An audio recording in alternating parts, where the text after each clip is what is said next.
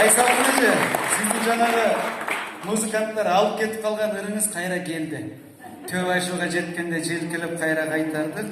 Азыр анда обончу, аткаруучу, маданияттын мыкты кызматкери эл агартуунун алдыңкысы Айнура Абдырахмановадан алып кет мени деген ырды тыңдайлы. Келиңиз. Саламатсыздарбы?